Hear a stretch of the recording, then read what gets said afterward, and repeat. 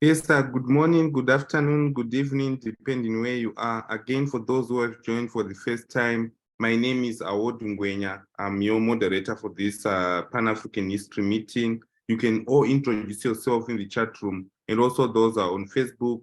They can introduce themselves in the comment section. Welcome to all our speakers. We appreciate you guys. Our apologies, we gave you the topics very late, but I know you are always ready. Thank you again for the effort, for the love and the support. And also I can see people asking for the WhatsApp number. I will share the link for you guys to join our WhatsApp groups again. Again, today is a very good day, the special Pan-African Zoom meeting. We are having our co-founder, Mr. Christopher Mapondera, who is also going to speak after our speakers about the effects of the Ukrainian Russian war to Africa and what us as Africans we need to do. Yes, we had the too many spammers and those trying to disturb our meeting. I have my sister Yvonne Dushume, our database manager who is in Rwanda, is working tirelessly to work on that and all the technical aspects. Thank you again. We appreciate you, sister. Yes, to start off the meeting without wasting time, we're going to have our brother all the way from Malawi, our brother Amazing Grace, to give us a speech. And after that, we're going to have our brother Edwin Chamba, all the way from Tanzania. Welcome you, Ambassador Edwin. Thank you again for joining. I received a message from one of our sisters, Sister who is in Namibia. She's saying there is a heavy rainfall and the network is tripping that side. So unfortunately, we are not having to present. If we have time, I'm going to present on a behalf. I do have a report. So we do appreciate our ambassador over that side in Namibia. Yeah, so Brother Amazing, Grace Tapeka, thank you again. Hopefully you are safe. And also those who are in the affected countries of cholera, Kenya, Malawi, guys, stay safe and practice all the precautions which the government has instructed you to do. We appreciate you all. Yes, Brother Amazing, welcome. Thank you, Ngwenya. Malawi is cool. All right, so Brother Amazing, I received a message that we didn't pray today. So I'd like you to pray in your own indigenous language, which you use in Malawi. Then you can go ahead, pray, and then introduce yourself to the community. All right, I will use Nyanja. All right, that's perfect. Tipemphere. Tikuthokozana mbuye kumwamba kamba meeting imeneyi tsiku la lero. Tikuthokozani posunga tonse in every place in Africa, every African country. Tsiku lililonse mu Africa muno mwatipatsa moyo kuti tikhale apa. Dalitsani munthu wokuda, tidalitseni tipatseni nzeru kuti tikuopeni inu, kuti dziko lathu komanso continent yathu ya Africa ikhale yopambana. M'dzina la Yesu Khristu tapemphera, amen. Amen. Again, my apologies for sending you the topic late. I hope you were already prepared with Pan-Africanism. Thank you once again, brother. It's always there. It's always there. Yeah. Greetings, everyone. It's Amazing Grace once again from Malawi. I'm presenting on this afternoon on the effects of the Russian-Ukrainian war to Africa in terms of economy, politics, and the social aspect. We all know that our friends in Europe, more especially in Ukraine, they are not at peace at all. Despite that, even here in Malawi, Kenya, as Ngwenya said, we are suffering from cholera, but we are trying to cope with it. We are doing all the measures that the Hefe personnel are giving us so that we can stay away from this. Without taking much of your time, Russia all know that on 28th February, it invaded Ukraine. And the war has been going on up to now. So many people, refugees, some going to Europe, as far as Germany, UK, which is not a good thing at all.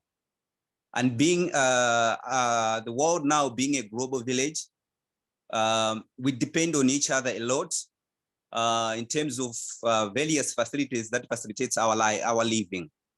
So as Africa, as a continent, this war has affected us a lot in these aspects, economically, politically, as well as in the social aspect. I will start talking about the economic aspect.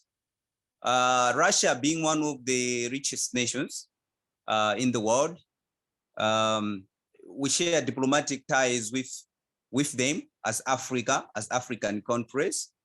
As such, for example, we talk about fertilizers, we talk about gas, we talk about agricultural commodities. As we exchange these things, importing and exporting, we enhance our economy here in Africa. But since 28 February in 2022, this has impacted Africa a lot. For example, I can talk of Malawi, that we used to depend on fertilizers, some maize from Ukraine.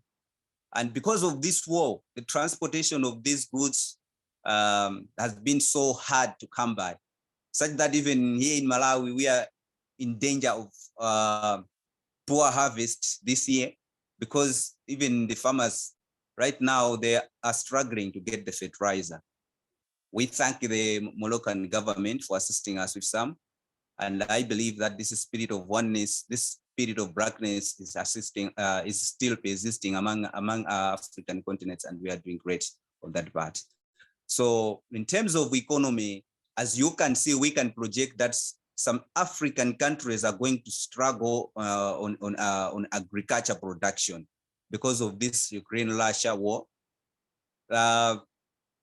Over 36% of Africa's economy is contributed. Russia contributed much of that, and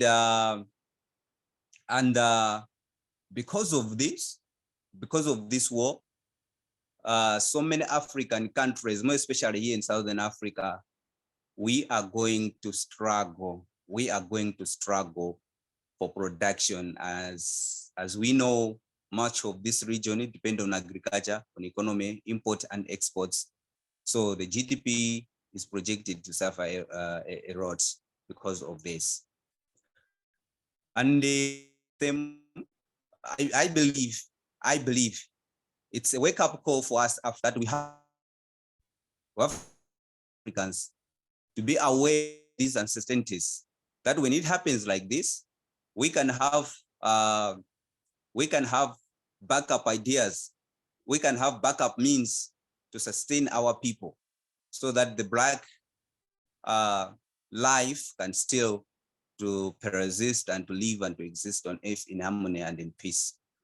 On the same note, if we talk of political aspects, without taking much of your time, we know that Africa as a continent is divided, because some other countries are siding with Russia, some other countries are siding with the Europeans and the Americans.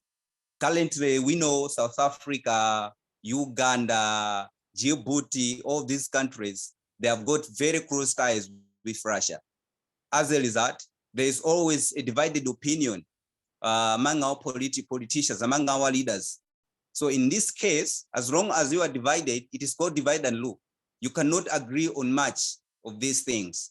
For example, in our own country, when we supported the idea of the European nations to defend Ukraine, when you support that, we can send support and aid and military personnel to assist in defending Ukraine from Russia. There was friction between Russia and Malawi, to the extent that it has resulted to now that we can no longer have the access of fertilizer from Russia. So this is a very big impact. It's a chain. You look at an economic aspect, and you look at the political aspect, that when one factor is affected, the other factor is affected as well. So in this case, the Russian-Ukraine war has affected Africa politically, because it has brought divided opinion among the readers, which is not a good thing at all. Africa is supposed to be united. As Africans, we are supposed to be one. So with this divided opinion, it's obvious we cannot agree on our policies. We can suffer the Vision 2063, and we don't know what will happen because the war now sits on uncertainty. It tilts to this side, it tilts to this side. We pray that. Brother Amazing Grace, sorry for interrupting you. You only have a minute to wrap up so that we can have other speakers. I know. Thank you for the reminder. But if we can go on the social aspect, it's the same thing. The economy is suffering as a result. Medication. Most of African countries, they depend on these European counterparts for medication, for support, for aid. With this situation, these countries, I'm giving Malawi as a very good example for that. We suffer a lot, and it has affected us on that one, more especially on medication and in fact the COVID vaccine. Here in Malawi, the COVID is living again. It's living again. We are fighting cholera, we're fighting COVID, and you know Russia have got some of these vaccines, and it cannot just come here very easily because of this war. So I believe that this war will come to an end soon. Thank you so much for your attention. Thank you. Thank you so much. That was our Ambassador Amazing Grace all the way from Malawi. We do humbly appreciate you, brother. Thank you. We appreciate your speech, and also thank you for your persistence, and also for joining the call in presenting regardless for the time. And also, I know we have other commitments, but you made this day possible for you to join. Thank you again. So up next, we're going to have our brother all the way from Malawi. His name is Brother Edwin Chamba, one of our ambassadors as well from Tanzania. Yes, thank you. Thank you so much. Thank you so much for the opportunity again and again. Greetings to everyone. I'm Ambassador Edwin Chamba from Tanzania. My special thanks to all the Love Black People community around the world, without forgetting our co-founder, Sinclair Skinner, Christopher Mapondera, our sister Dushime Ivoni. Yes, thank you, my brother Afula, Awadi Ngwenya. Thank you so much. Thank you so much, Dr. Tyrin and Nana Akua, and all others that showing direct or indirect support to our movement. Let me jump direct to our topic of today about the lessons learned from Ukrainian, Russian, on different aspects of economy, politics, and social activities. As we know, the conflict in Ukraine is causing extreme civilian harm and leaving millions without access to food, water, and other essential supply. Also, the innocent civilians have been caught up in the conflict, and over maybe about 600 casualties and 6,100 killed. Of course, the catastrophe is damaging the civilian infrastructures, including hospitals and schools, and the war has now shaped the international energy costs on global basis. We see the rise of fuel price that, in another way, push it and create some massive global food shortage due to rise of transportation costs of maybe grains and some other materials for cultivating and dealing with farms and production of foods. Of course, the Ukrainian-Russian war has the risk on children there in Ukraine, the violence, exploitation, some abuses. And it has brought up many of the effects that we know, and on the side of Africans and Black people around the world, it got some effects. For example, today, when you take a look on hunger and famine due to blockades and some effects on Ukrainian grain export in some of the world's most vulnerable regions. For example, in East Africa, for instance, a heat of drought is continuing in some of the areas, and the economic fallout from the war effects is causing what we may call the mass starvation on communities in communities in different areas.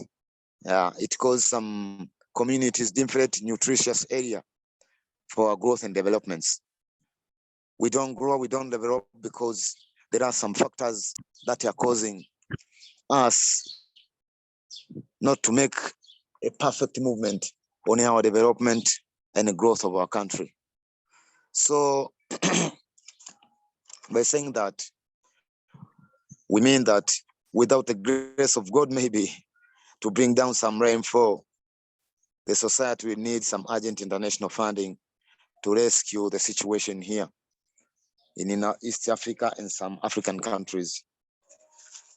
As we know, those as the effects that I've said there, some African countries need to have some backups, need to have some strategies, so that when this happens in different areas, not only in Ukraine and Russia, when war happens, especially in Western countries, we know that sometimes we depend much on them. So we have to have some backups and strategies that may help us during the situations and the seasons of war and conflicts there in Eastern countries.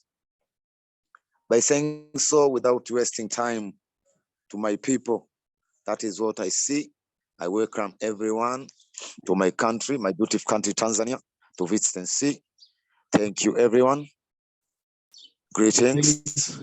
I am because we are. Thank you so much. Thank you so much. Because we are. Thank you so much, Brother Edwin Chamba. Yes, definitely we'll visit Zanzibar sometime. Thank you. We appreciate you. And also today, on next, after our co-founder, we are also going to have our sister Ayo Hendy Kendi, who is a certified breathologist and also is over 40 years in experience in the working to advance human and community development. She will replace Nana Akua today, and she's going to present about breathing and stress release. So it's a pleasure and it's a blessing to have Sister Ayo Kendi. We appreciate our sister to take place for Nana Akua for today's youth lecture, because Nana Akua is not available. Stay tuned for the youth lecture. At the moment, we're going to have our co-founder, Mr. Christopher Mapondera, to have to touch some aspects on the Ukrainian and Russian war, which we missed, and also to enlighten us more about those issues as well. Thank you all. Stay tuned for Mr. Mapondera.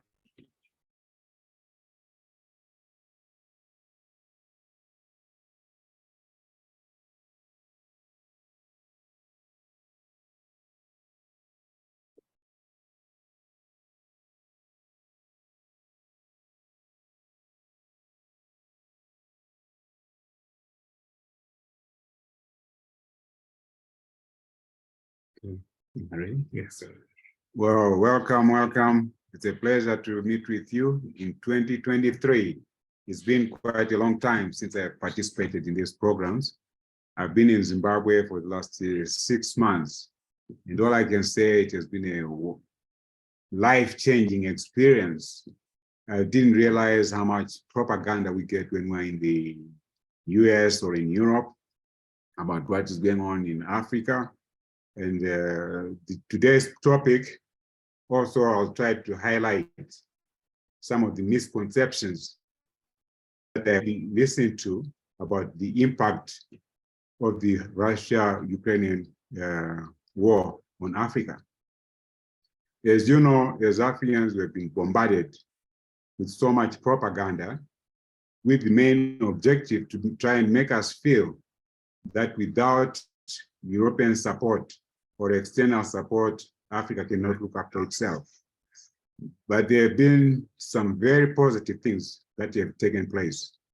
For the first time, the African people, and as a matter of fact, last week, there was a conference in Dakar, which was called Feed Africa.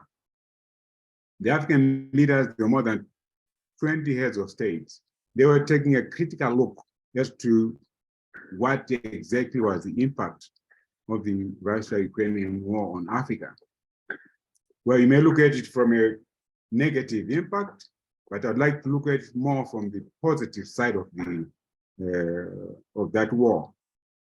One, it has helped us to overcome the psychological belief that we cannot feed ourselves. For decades, we've been having all these NGOs and multinational foundations coming to Africa and start telling us, well, you need to have these, GMOs, you need to have all these chemicals so that you can be self-sufficient and so forth. But what they have not been telling us is that the GMOs have totally destroyed, or its objective was to destroy our own indigenous crops, seeds, and so forth.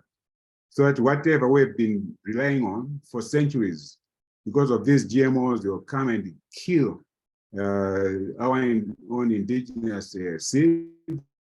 So at the end of the day, we're going to be perpetually dependent on them. And secondly, by the introduction of these chemicals and fertilizers and so forth, the major impact on them is that they kill the soils. After several years of using these chemicals, we find that they basically kill our soils. So at the end of the day, our soils that were more productive because they had more organic content in them, because we are dependent on the organic production of food, we did not have as many diseases that were impacted by these chemicals and so forth. Now, with this, Ukraine-Russia war, it is making us to begin to reflect, okay, if I can't get the Russian fertilizer, if I can get Ukrainian wheat, am I going to sit here and starve myself? No. But what has happened and what resulted in last week's Feed Africa conference in Dakar was that African countries say, hey, we have to start thinking seriously about feeding ourselves. Okay? Now, I'm happy that they did it collectively, because when some of our leaders tried to do it individually, you can see what happened to Gaddafi. Gaddafi wanted to make Libya self-sufficient. He had put in 10 deserts into major food production areas, put in irrigation systems and everything. So by this point, if Gaddafi was still alive, Libya would have been long self-sufficient in supplying itself with food that it needed. But what happened to Gaddafi? We all know what happened to him. Then the same thing with Thomas Sankara, in Burkina Faso. He was talking of liberating Burkina Faso from French domination. He wanted the Burkina Faso people to be self-reliant, produce their own food and everything. But what happened to him? He was eliminated. So the good thing with this Russia-Ukraine thing, that it forced our leaders to consolidate and look at the creating self-sufficiency for Africa as far as food is concerned. So it's going to be very difficult for somebody to come and eliminate all the African leaders. Of course, they are talking about food self-sufficiency. So that is a major positive thing as far as I'm concerned. Secondly, when you look at the example that Zimbabwe did, under sanctions that Zimbabwe has been under for the last 21 years, the whole idea of the sanctions was to try and break down the Zimbabwe government, so that at the end of the day, the people of Zimbabwe rise up against their own government. But the negative the reverse has actually taken place. So that right now, because Zimbabwe, we realize that nobody is going to come and feed us. Our new slogan is that a country is governed by its own people. A country must be able to feed its own people. So we find that for the first time, Zimbabwe is self-sufficient as far as the wheat production is concerned. It's self-sufficient as far as fertilizer is concerned.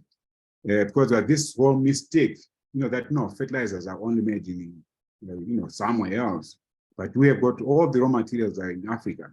And some of them are actually exported to Europe and other countries, so where they will make the fertilizer and bring it back to us, just the way they have been doing with the oil. They'll take crude oil out of Africa, and they come and sell us very expensive petroleum products. Then the other thing that I think we should look out for is that the whole essence of trying to make us feel that we can't look after ourselves unless the West or the Europeans, come and save us. We have to destroy that. And I'm glad that the Russian-Ukrainian war has actually made this change in the awareness much faster than if that war had not taken place. And secondly, as African people, we do not have to take sides, whether we side with Russia or with Ukraine, because the conflict has nothing to do with us. The truth of the matter is that when Russia tried to put missiles in Cuba, the United States was prepared to go to war because it felt that when Russia puts its military stuff in Cuba, that was a threat to US security. The same thing, Russia was looking at the weaponization of Ukraine, that if Ukraine became part of NATO, then it was going to threaten the security interests of Russia. Okay? Isn't it amazing that where the Western interests are really at stake, they will put soldiers on the ground and physically fight, okay? And where they think their interests were threatened, like they did in Iraq. I mean, they moved in and destroyed the whole Iraqi economy, the whole Iraqi system, because they felt when Iraqis started talking about using the euro dollar instead of the American dollar, that was not in the interest of the American people. Same thing with, Libya. Again, Gaddafi was talking about having a common currency for the whole of Africa. He was talking about having a common military for the whole of Africa. We are talking about self-sufficiency for Africa. But what happened to it? Okay.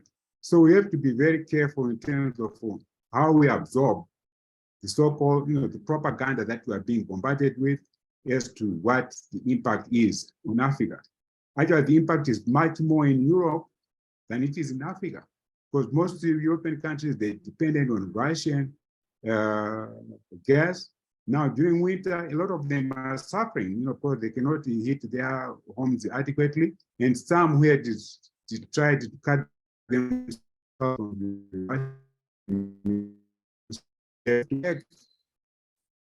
and beg Russia to supply them with gas so that their people will freeze to death and so forth.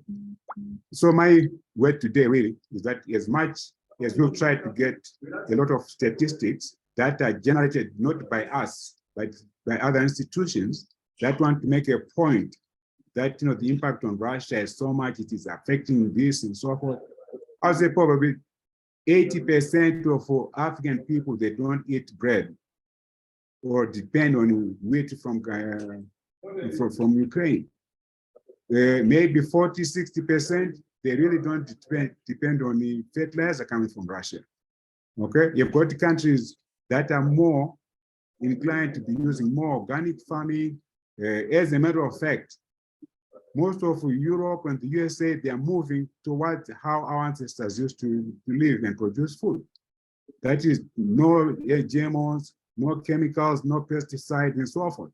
Okay, but they are still pushing these things to us. So we have to be very careful in terms of how we started defining the impact of these external wars that have nothing to do with Africa, but let's look at how they help us become more and more self-sufficient. I think with these words, I'd like to again say thank you so much. It's a pleasure. I always enjoy coming to discuss with you and interact with you, and also hear some of your views. If there are any questions and so forth, Edwin can come and check on the chat line, and I'll try to answer as many as possible for the time that I have.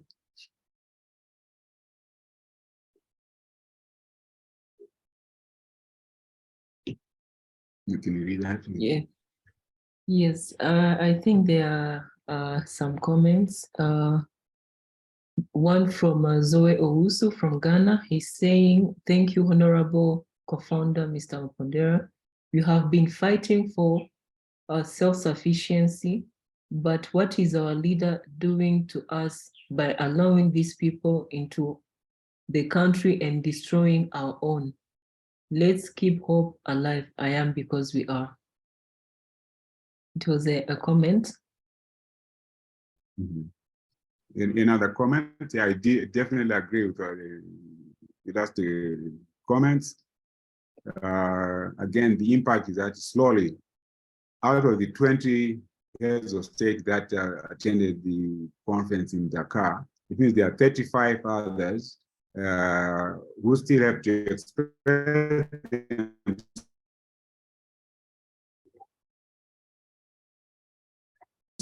I mean, not all 55 years of state we are going to see happening in Africa.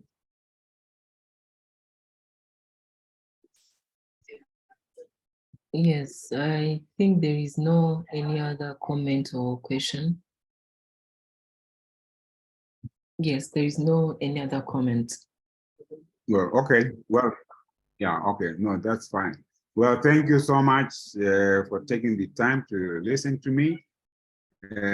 Hopefully next week we'll be able to deal with another topic of interest. But I think what we discussed today is very, very germane and very relevant, that we really have to look at what we are talking about. Sorry. Yes. Yes, before you leave, we have another question. They're asking how important is farm tractor production in Africa? Is farm what? Tractor? Tractor production in Africa. Trap top, what? Tractor. Oh, okay. Well, there are two aspects, where tractors can be relevant, particularly when you're looking at the fresh ground or ground that has been impacted, particularly as a result of fertilizers, that have destroyed the bulk of the organic matter in soils. You need to then, use a tractor to be able to open up the soil so there's more air that goes in, which will actually facilitate the growth of bacteria and other biolife in the soil that is necessary. And also it will help in terms of initial holding of water. But after that, in subsequent, years, you want to go towards what you call minimum or zero tillage, where you keep as much of your organic material in the soil as possible, and you just make few some lines where you just plant your seeds and so forth. The whole thing is that if you follow what life has been doing, from time immemorial, you have annual plants will come up, they die within the first, their first season. They provide, organic material, which the biennials will feed on, and then the ones that the trees and so forth will be feeding on. So the system was self-sustaining, and that is what we have kind of broken that system by using all these other artificial ways of managing the soil. So the tractor can only see it being necessary during the initial stages of trying to reverse the impact of the fertilizers and the chemicals that have destroyed the organic matter that was providing, air and supporting, biolife, which is necessary for crop production. Yes, yes, I think that's all.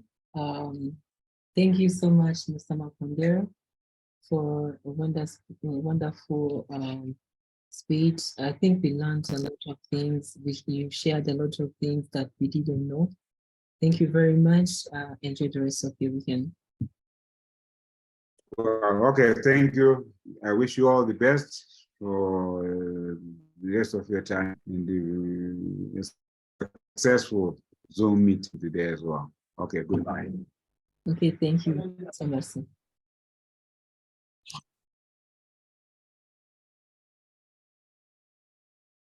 Yes, up next, you're going to have Nya Akoma.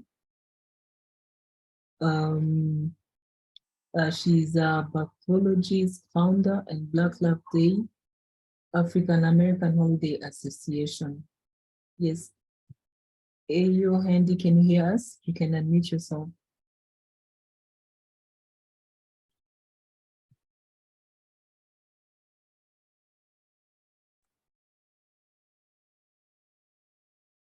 Yes, you're welcome.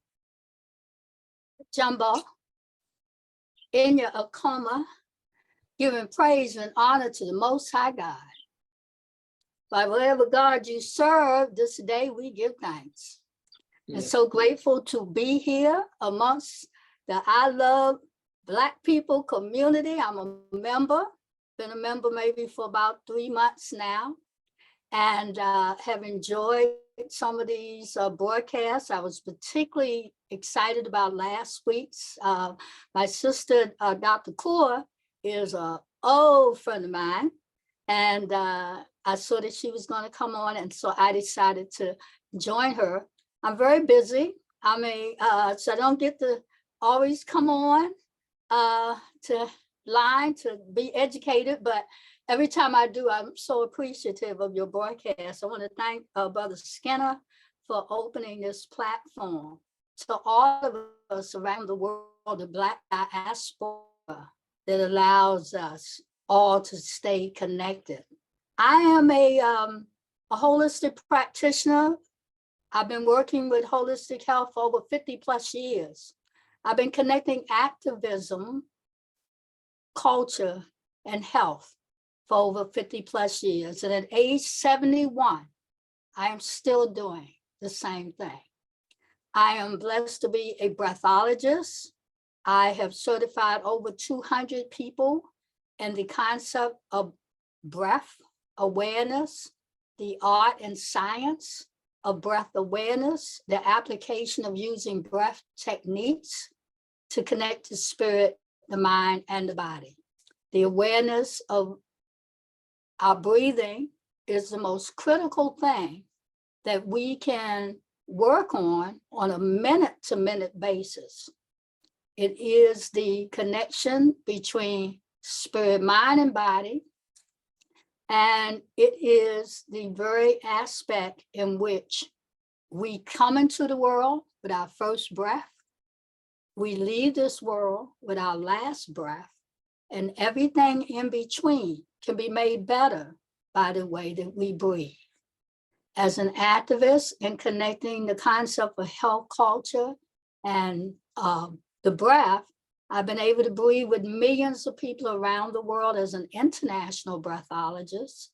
And I'm also the founder of a wonderful holiday called Black Love Day, which is February the 13th coming up.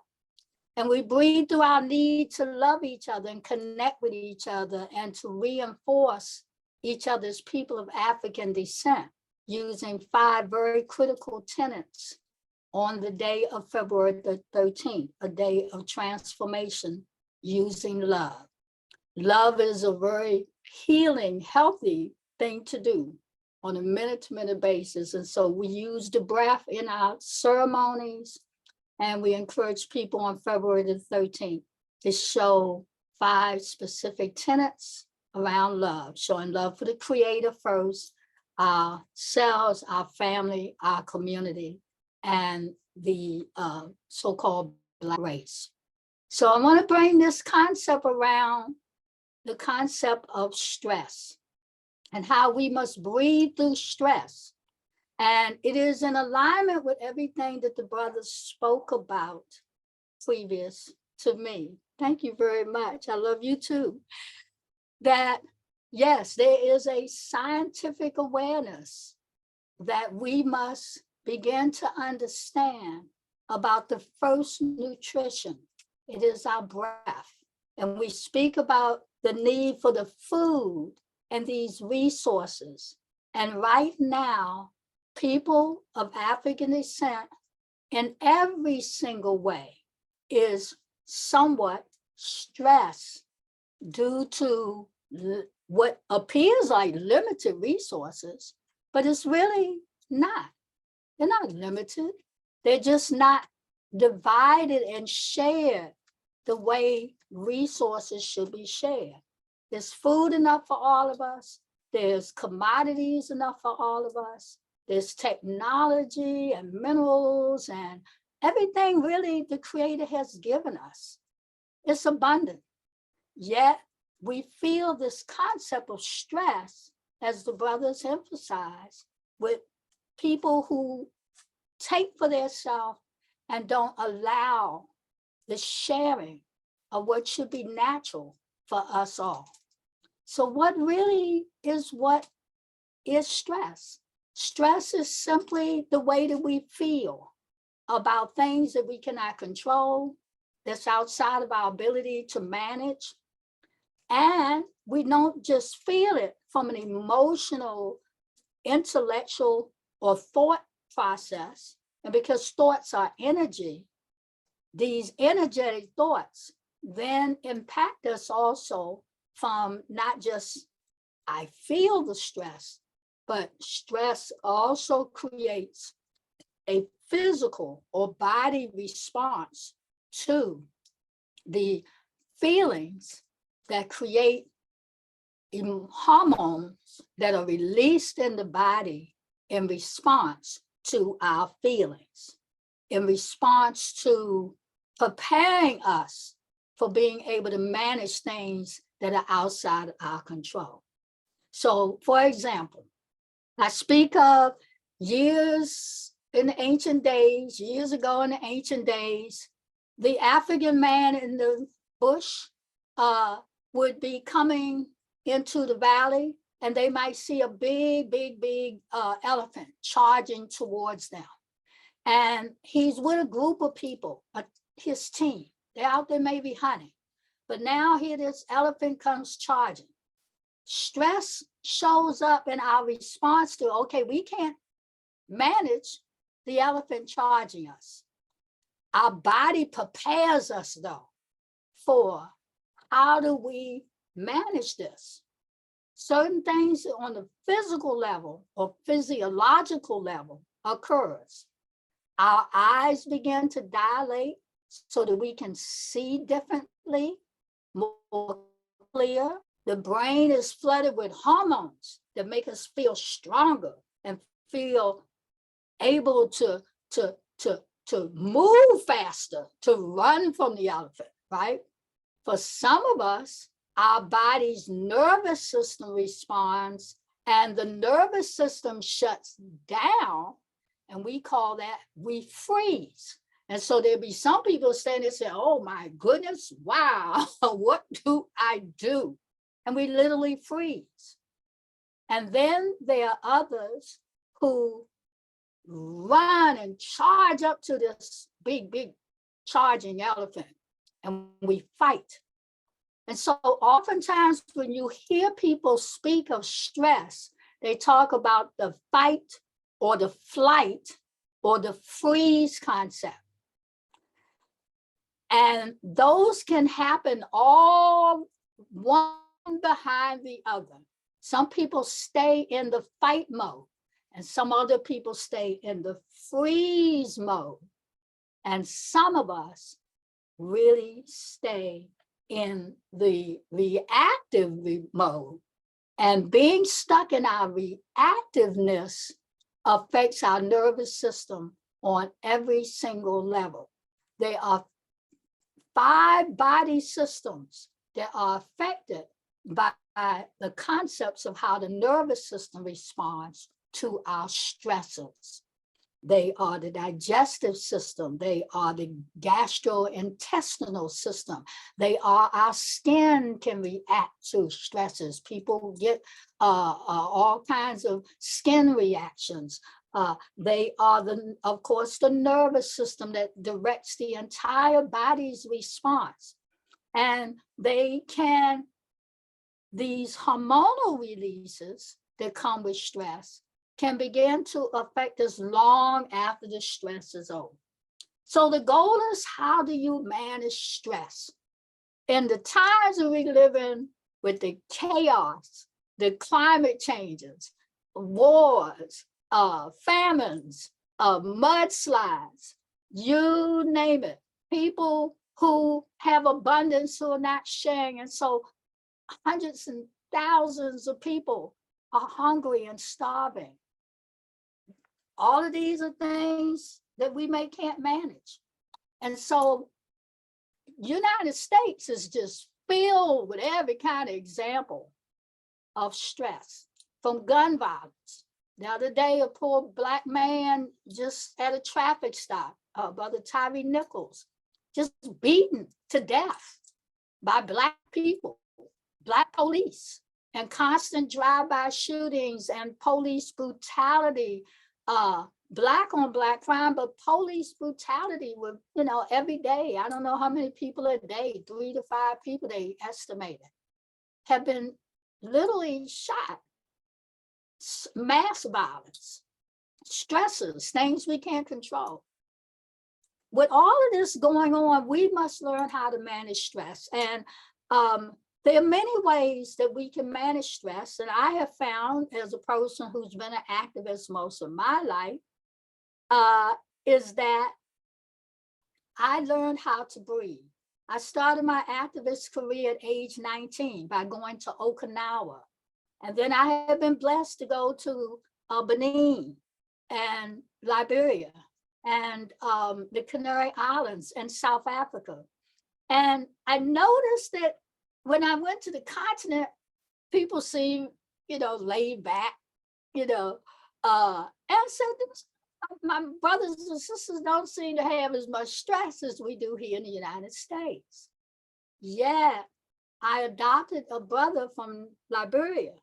And as I have worked with him over 10 years, I see that he's had to go through all kinds of stresses. And I see that its impact has affected him on the physical level.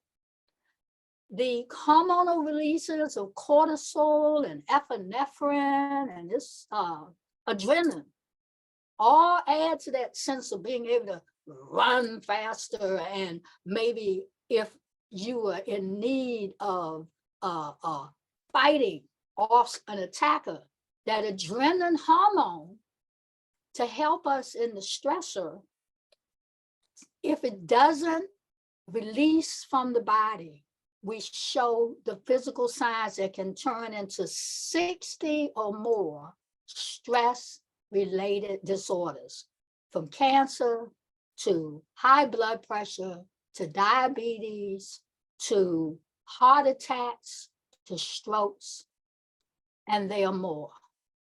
And so to manage stress in today's modern day, fast-paced society happens in every single country of the world. And we must know how to manage it, to live long lives and be healthy so that we can manage the best we can in our world. So I don't want to keep talking. What I like to do instead is I want everyone to have an experience of what I share with breathing. Now, go back with the concept, why the breath? The breath, as I mentioned, is life. Everything that has life has breath. There's an African proverb, everything that has life has breath. And everything that breathes is of life. There's no life without the breath. The breath brings oxygen into our bodies, and the oxygen is the critical chemical element that is our first nutrition. We can live without the food for 45 days or more. We can live without water for 21 or more days. Without the breath of life, oh, we're gonna go home to glory within maybe 5 to 8 minutes. So the breath of life is that first nutrition. And 9 out of 10 people in the USA don't breathe in an efficient, effective way, bringing this oxygen from the air in environments that are oxygen deprived. So to have mastery over the breath is a practice that we all should be pursuing.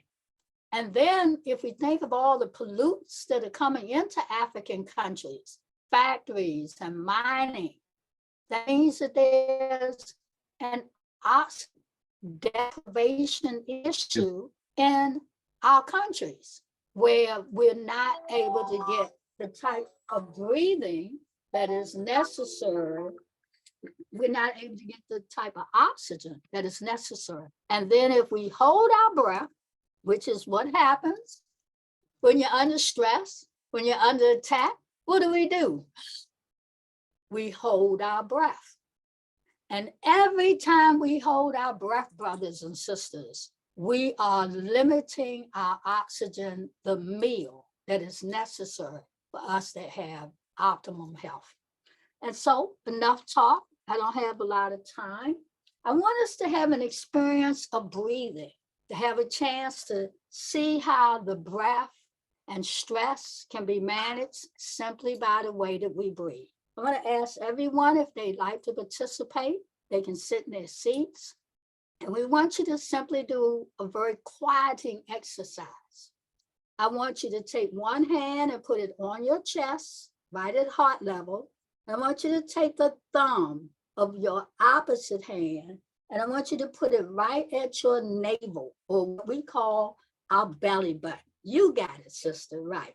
Right there where we were connected to our mothers for 9 months, right? And I want you to take the 4 fingers right there at your belly button. I want you to stretch it down just below your belly button. And I want you to lay your hand flat on your belly. Don't ball up your fists, but relax and sit back in your seat.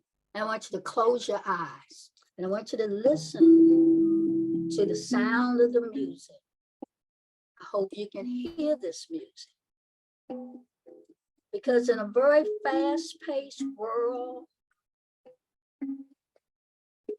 every time we can, we want to connect with our breathing. We want to slow down. And we want to check our breathing. So throughout the day, we want you to allow yourself to just stop. Put one hand on your chest, put one hand on your belly, and allow yourself to breathe. Take a breath break. We take a tea break, don't we? We take coffee breaks. We take a work break. But now think about taking a breath break. So you can stop a minute and manage your stress. I want you to breathe easily, fully, and allow the breath to go through your body. I want you to connect with your breath for just a minute. I want you to feel the breath of life flowing. Most of us pay no attention to our breathing until we can't breathe. But imagine this. We breathe 20,000 or more times a day. 15 to 18 times a minute. How is your breathing? I want you to relax your stomach and loosen it. Don't let it be hard. Don't let it be tight. I want you to notice the breath is going through the body. Just feel it, connect to it, welcome it. Give thanks for the breath, because this morning there's some people that didn't have breath in their body. They lost their breath. The Creator came and took their breath and took it to transformed it to another place. And now they're ancestors. And so we breathe with the ancestors. We breathe for them because they cannot breathe, but we breathe up their spirit and we connect with the spirit of so that we can still keep our ancestors close to us. And if you notice your shoulders going up and down, and if you notice that your chest is tight, then you are one of the people who are breathing in an inefficient way. Breathing tight, breathing restricted, holding the stress in our bodies. So I want you to allow yourself to just breathe into the hand on your belly. Inhale in or bring the breath in and bring it lower into the body. It's called a deep breath, sometimes called a belly breath, because it's around the belly. It's not high up in the chest. And when we're stressed and anxious and depressed and confused and angry, the breath will come high up in our chest, all around our heart. And 20,000 times a day, this tight, restricted breath will stress out our body even more. So breathe low, sisters and brothers. Breathe deeply. On the inhale, allow the belly to gently come out. Exhale, let the belly gently go in. Inhale, let the belly gently come out, soft, relax. Exhale, you can open the mouth maybe gently and just go, like a sigh. Inhale, let the belly gently come out. Push it out just gently, don't push, don't force. Feel the soft belly, open the mouth and just go, Let the belly go way back to the back of the spine. Inhale again, gently let the belly gently come out. Easy, effortless, no tightness, no tension. Open the mouth and just go. Let the belly go back to the back of the spine. It's good to breathe. It's safe to breathe. It's good to breathe into this body.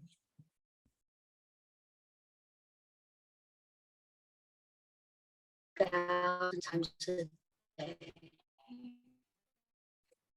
Efficiently, effortlessly, to fill the body with the body's need for the breath of life. On the count of 3, we're going to slowly come out of this experience. 1, 2. Gently open your eyes. 1, 3. Thank you so much, sister. That helped me a lot. It's good to be able to see somebody do this. We encourage you to relearn how to breathe. This is the signature that I have been blessed to give to the world. When I realized my own tight breathing had a lot to do with the fact that as an activist. I was feeling always under attack. I had depression for years. I didn't know why I was so angry. And I knew that I held my breath a lot, and I was actually hurting myself, holding my breath. And I found out 40 some years later, after lots of breath trainings, I learned a particular breath technique that opened up my subconscious mind to go deeper into the beginnings of my life. And I found out I had been abused as a child, and I held my breath being abused, and my breath was stuck there. And as I opened up my breath in 2004, I began to share breathing techniques with people around the world. So we encourage you to relearn how to breathe, to manage your stresses, your traumas, the old buried stuff that has been passed down from us intergenerationally. We have stresses that go beyond who we are, that relate to the stresses of us collectively, and the traumas that holding our breath, trying to manage our stress. We are hardwired. Our brain protects us by holding the breath, protecting us from pain, protecting us from stress and trauma. But we have to override our brain's decision to breathe through to get to the issues. And then when we manage the breath, we manage the moment, and we are able to optimize everything in our lives. I want to thank you for this opportunity to share. My time is up. And if there are any questions, I may have about 2 minutes, or you all let me know if I have any time left to answer any questions.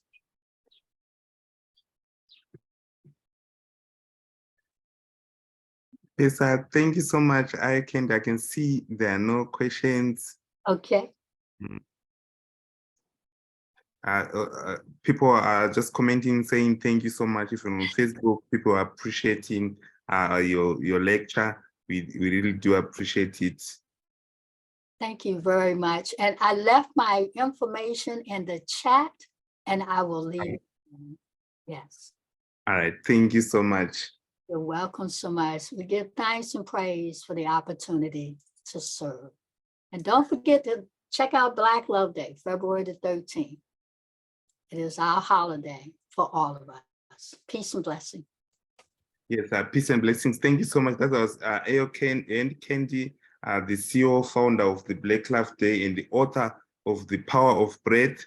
She is also called the Breath Seko or Breath Master Teacher. We do appreciate you so much for being with us today and teaching us about breath and how it's connected with stress relief. We really do appreciate you, and also giving us your personal experience. And that was very, yeah, I see people are still like thanking you, like thank you for the wonderful lecture. Thank you, Mama. Listen to our kind is really sorting. Some love emojis have been sent. Mama Ayo, thank you. We really do appreciate you for being with us today. Thank All right. you. And Thank also check out the Black Love Day on the 13th of February. We also do post that day on our social media platforms. I say we did this year again. It's been scheduled again. Look out for the day. Help us spread the love to all the corners of the earth. And again, thank you for founding that day. So that is February the 13th. Yes, thank you so much. God bless. God bless too. Enjoy the rest of your weekend. Stay safe too. Yes.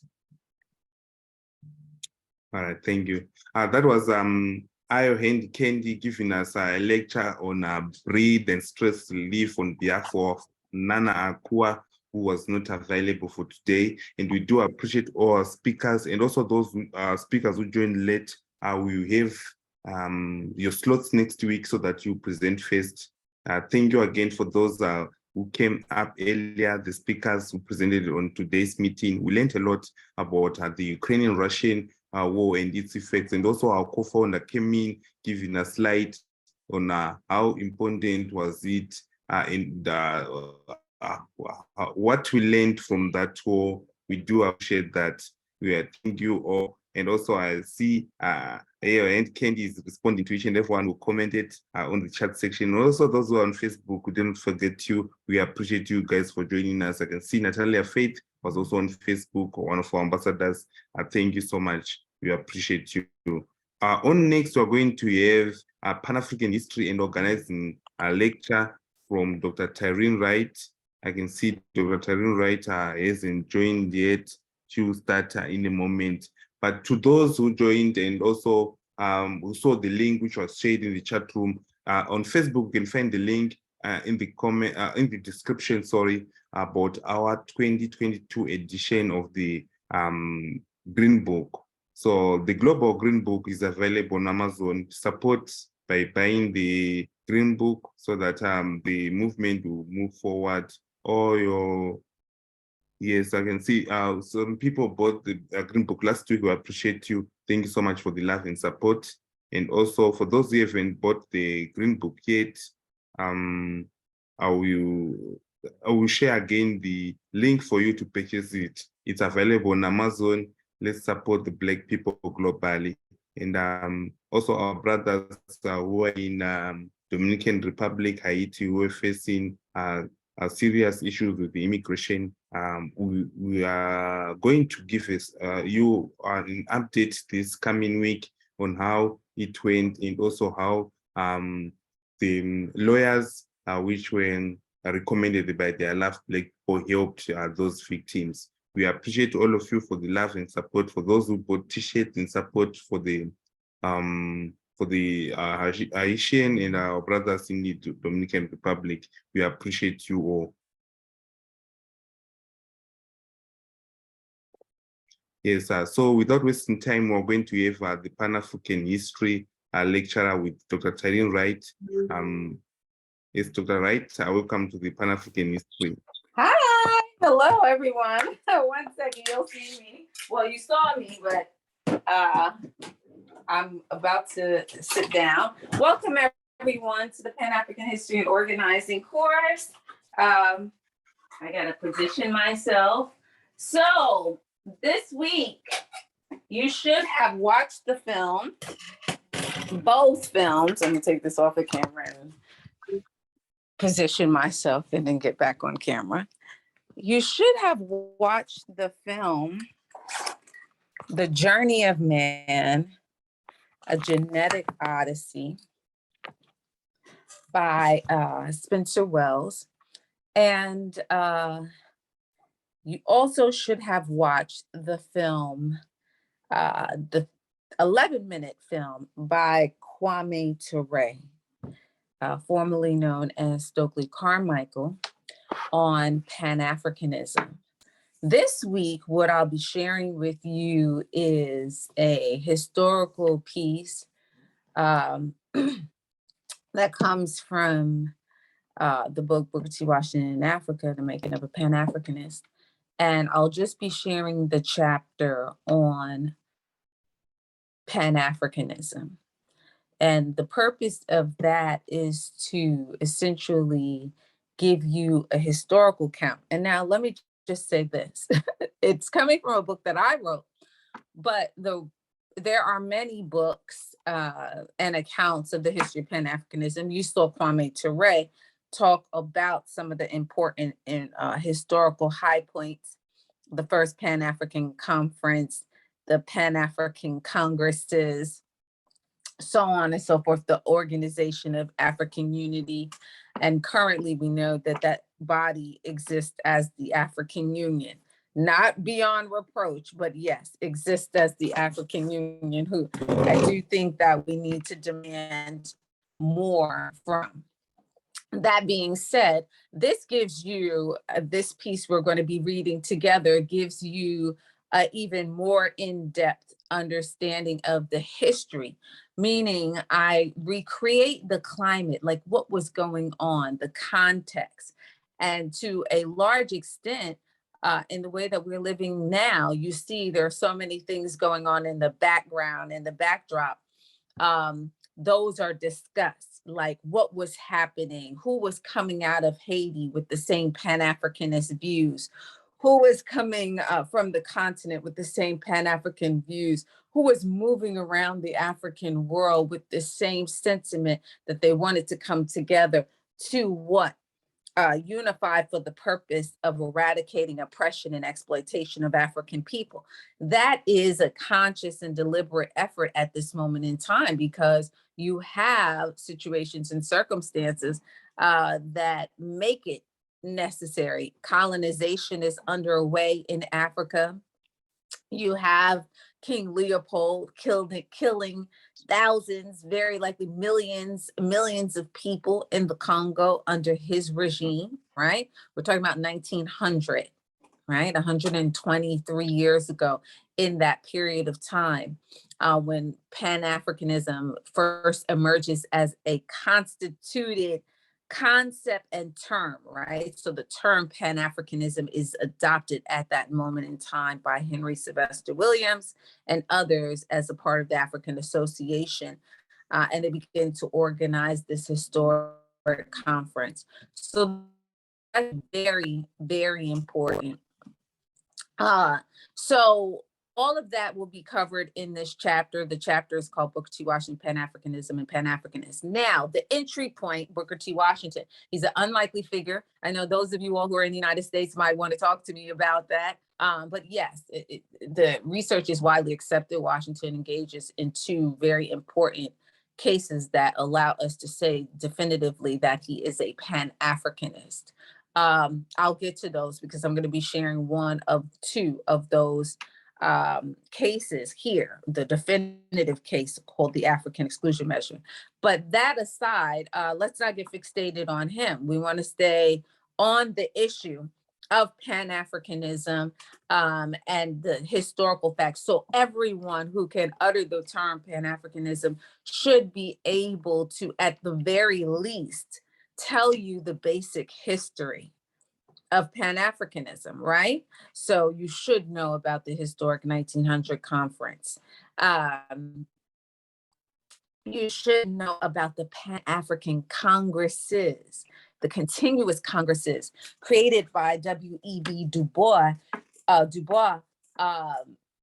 and that is his significant contribution to Pan-Africanism, this organized body and continuous meeting in the congresses that eventually is the think tank and the setting for the Organization of African Unity and the setting for African liberation and leadership to conceptualize their demands in the wake of colonialism, and successfully so, right?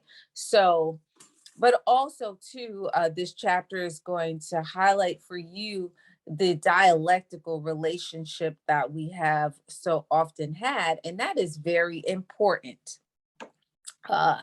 We have always been doing what we're doing right now, which is communicating across the ocean between Africans on the continent and African people in the diaspora.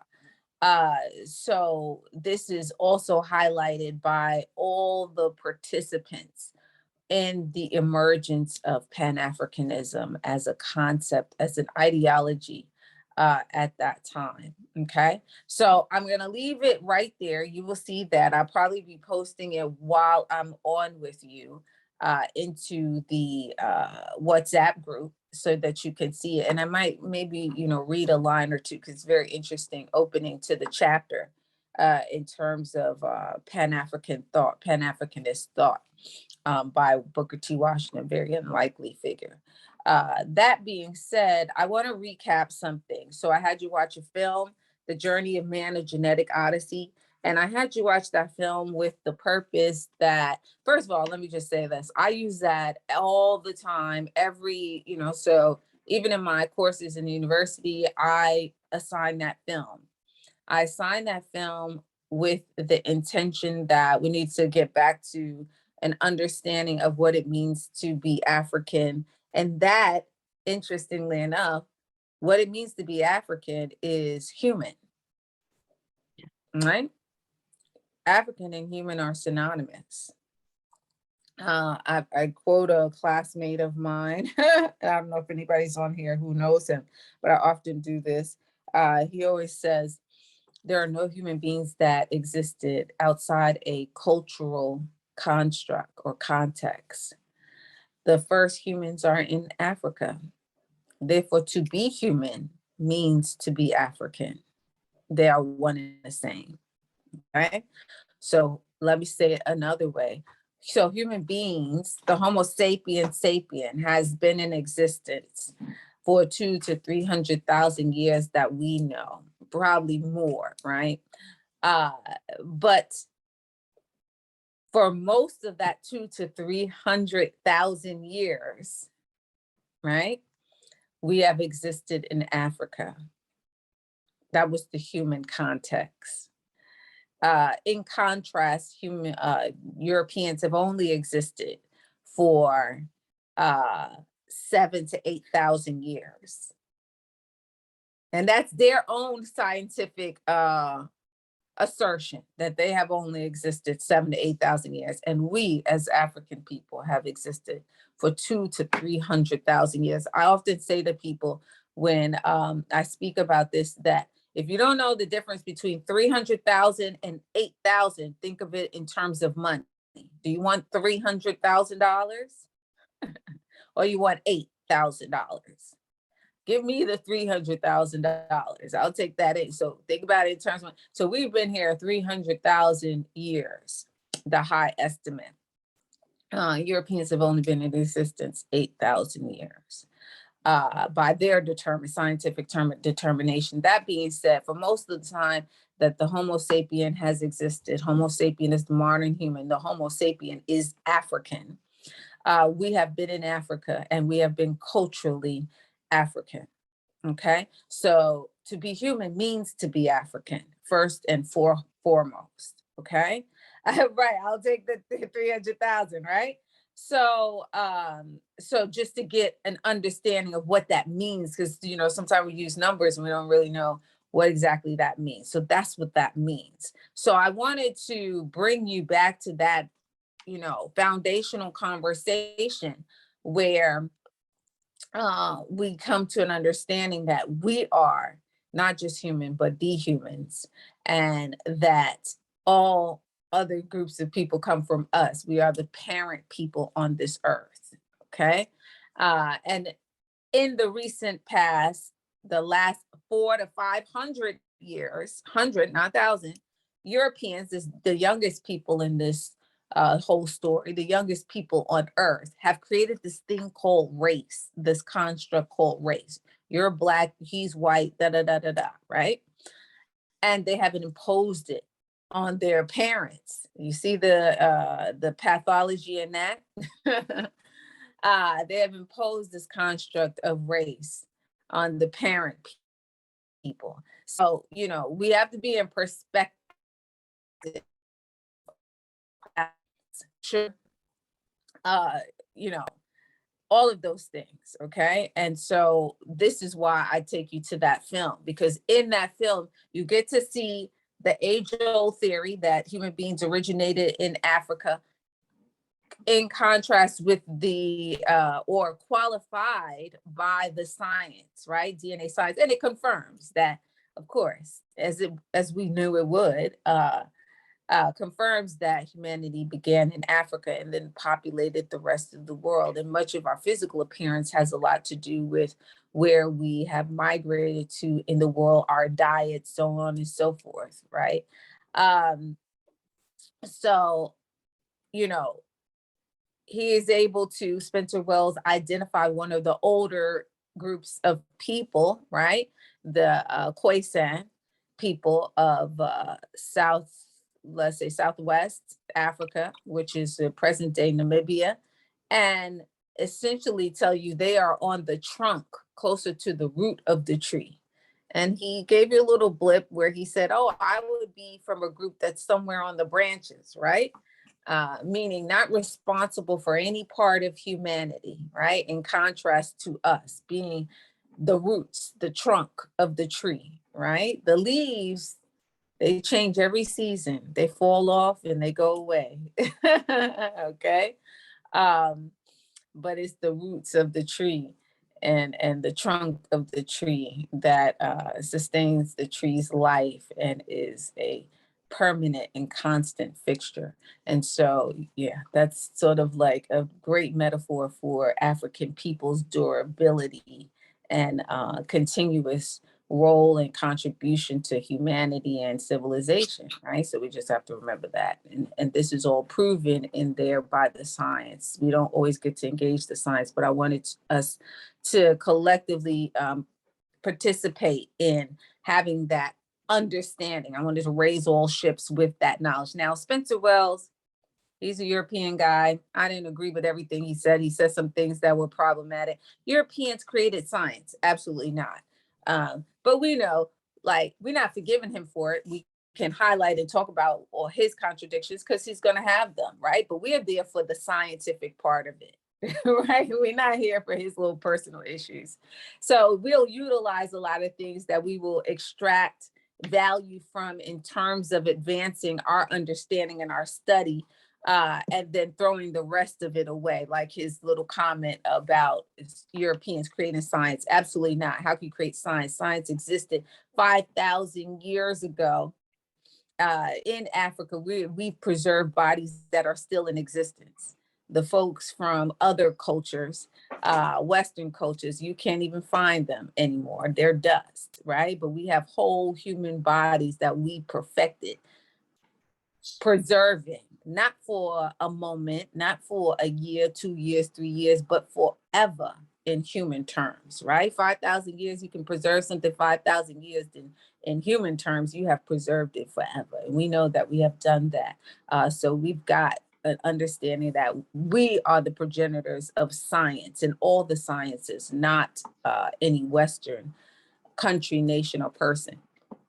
So exactly, they all went to Egypt to study. Okay, the mysteries and the sciences do not come out of Europe; they come out of Africa, right? And that's a whole nother conversation. We could talk about that. But that was the purpose of letting you see the film and seeing the attitudes. Now, we are a part of an organization where you are doing work for I Love Black People, and you are countering the attitudes that people have about African people. And I think that documentary was superb in showing that as well, because when Spencer Wells gets all the way to the Navajo, right? What did the Navajo say? In the whole documentary, no one utters the N-word or anything close to it. But the Navajo have the audacity to say, oh, when looking at the pictures, he has Negroid features. Where did they learn that word from? Where did they get that from? Right? They're letting us know, even though they walked out of Africa, went across the Barren Straits into the Americas and have been there for 10 to 40,000 years, white pathology, the pathology of white supremacy and culture had touched them still, that they're calling the parent people Negro, Negroid, or anything of the kind. So, and if you saw the Aborigine of Australia, they were highly provoked by the idea that they could have originated in Africa. Okay, why?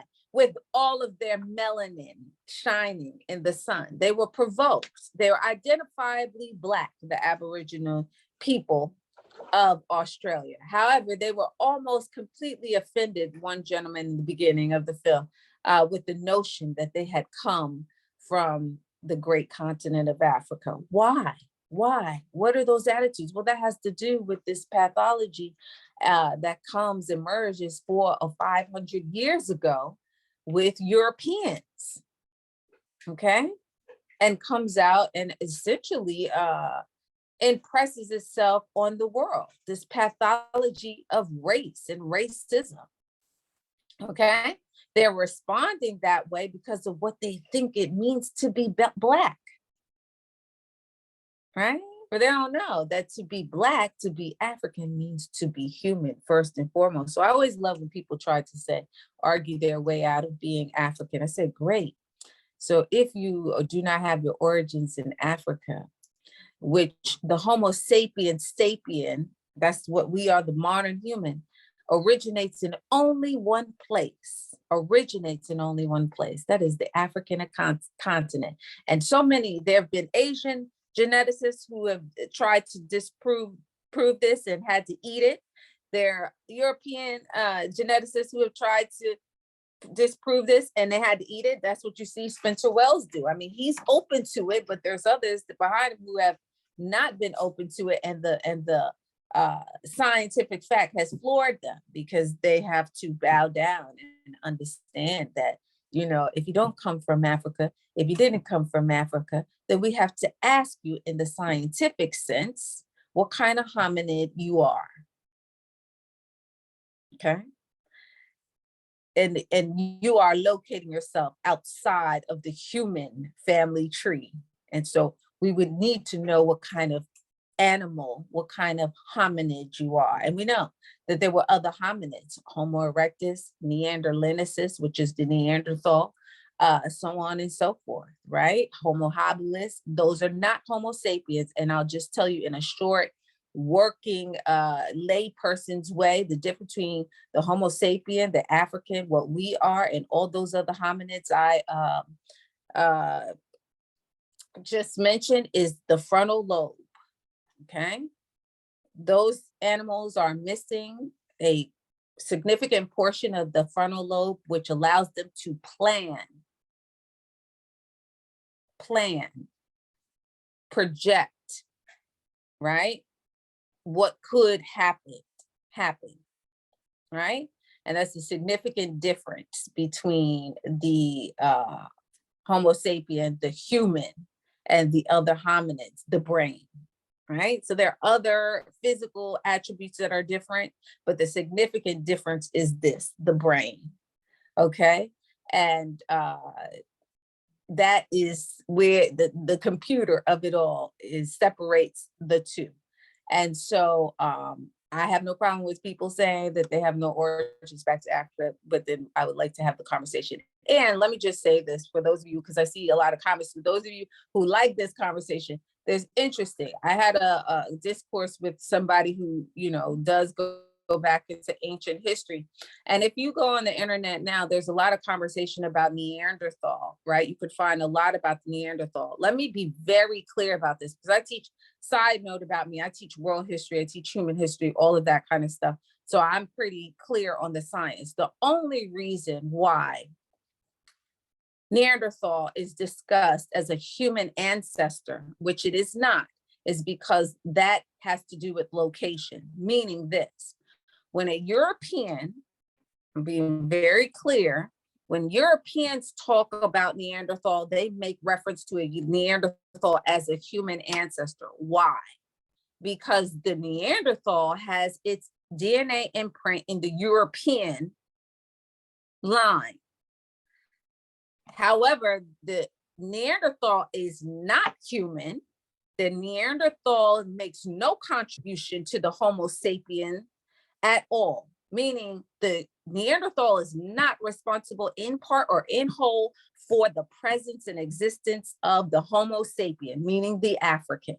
It is only when the Homo sapien goes into Europe and has an encounter with the Neanderthal that there's an admixture, sex, yes, and that is in the bloodline and the production of the European group of people that emerged in the Caucasus Mountains and so on and so forth. However, Neanderthal does not have its imprint in Africa or in the Homo sapien DNA. It is not responsible in part or in whole for the Homo sapien. And the only reason, so in other words, if a European's talking about their DNA makeup and going into ancient history in terms of human evolution and development, they can cite the Neanderthal and they would refer to the Neanderthal as a human ancestor because that Neanderthal has an imprint in their culture's DNA. But that's not the case for Africans. And I had this, you know, so there's a little trickery in the science of humanity when we talk about the human, you know, Homo sapien, Homo habilis, Homo erectus, all of that, okay? and Neanderthal. Oh, Neanderthal is a human ancestor. Absolutely not. Okay. The Neanderthal did not speak as I do. The Neanderthal was incapable of problem solving as I do. Okay. And so the Neanderthal conclusively, definitively, in a scientific way, was a genetic dead end. That's why they died. They could not problem solve in order to protect themselves from nature and the environment, right? So they died out, but not before the Homo sapien that goes into Europe and becomes the European has an admixture with it. And I can say it because it is not human, right? The the Neanderthal. So I want to be very clear because there's a lot of stuff out there where you have European scientists and geneticists talking about Neanderthal as a human ancestor. And I know the trickery. I understand that. I'm a good theoretician and I actually know the scientific history of humanity. All right, but I don't want to stay on that. So point being is that film, The Journey of Man, A Genetic Odyssey, should have given you some of your bare bones in understanding just the science objectively on how we emerge and who we are as a people, meaning the parent people responsible for all that comes out of Africa. Okay. And that to be human means to be African. If you stayed on and watched it to the end, you see all these various cultures talk about that, they're African or this, that, and other, but some of them are telling you their cultures. If you notice the Russian young lady says she's Russian, she's just Russian, in other words, but what she doesn't understand that means is that when they migrate out of Africa and go to Russia, that just simply means that they stayed there and there was no interruption. Okay, except for those groups that had migrated there up into Eurasia and then over into Russia. So anyway, point being is that we're all on the same page. When we talk about human, we know we're talking about Africans first and foremost. Okay. And this is why it's important to understand that we have a right to walk this earth free of negation on every level, man, woman, and child. We have the most right? So if anybody has the right, we have it. To not have our lives threatened, not to have our welfare threatened, all of that kind of stuff, to live in peace and live full and free lives.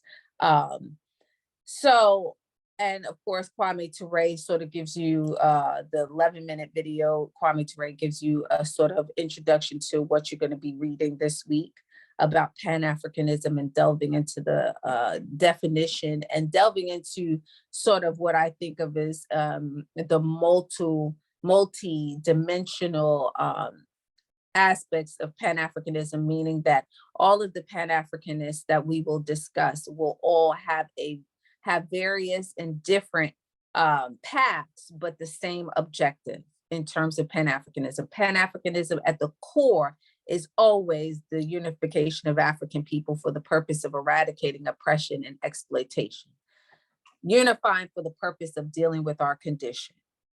Now, how they all will do that will vary, right? One will establish organization to do that.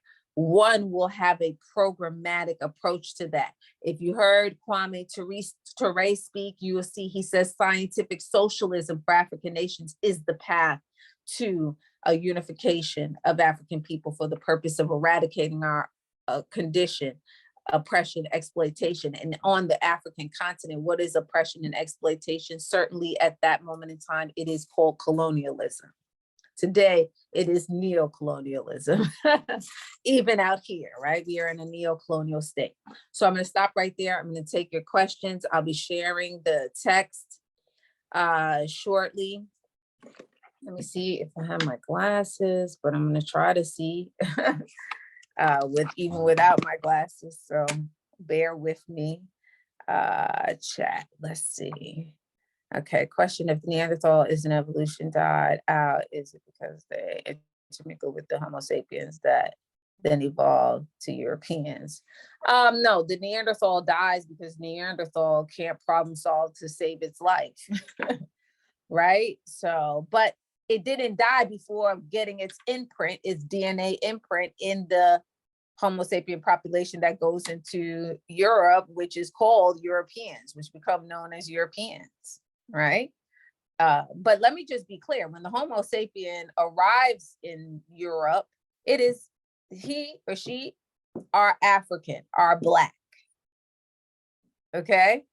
Then there is an admixture in that cold, hostile environment, okay? Right, and then the Neanderthal dies off, okay? So this is what I mean by the Neanderthal couldn't problem solve. The difference between the brain's significant portion on the frontal lobe is missing meaning what we have, it does not have. So say a storm is coming, as we know, this is a human reality. The storms come on Earth, right? So we have storms on Earth. So a storm is coming. Maybe they can sense as an animal that the storms are coming. Obviously they didn't have technology, but they're not able to problem solve in a way that they can protect themselves from the storm. Big problem. They're a crop or how whatever they're using to sustain themselves, maybe it's depleted. They can't problem solve in a way where they ensure their survival. So this, you guys, it helps you appreciate what problem solving allows us to do. We're doing that, right?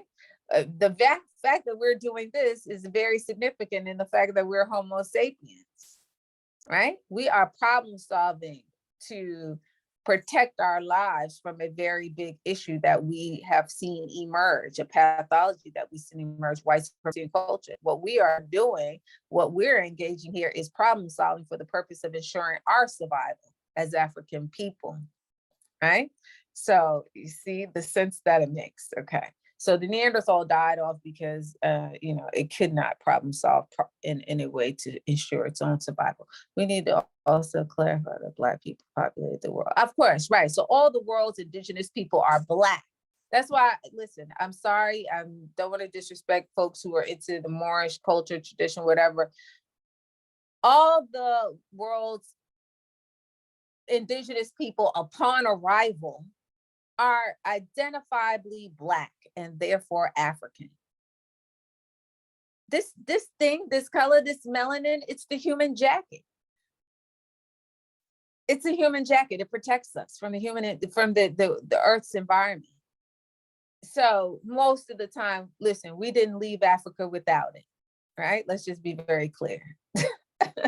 So yes, as we come out into the world, we are identifiably Black, but we are identifiably African, which means what? We are identifiably human, all right?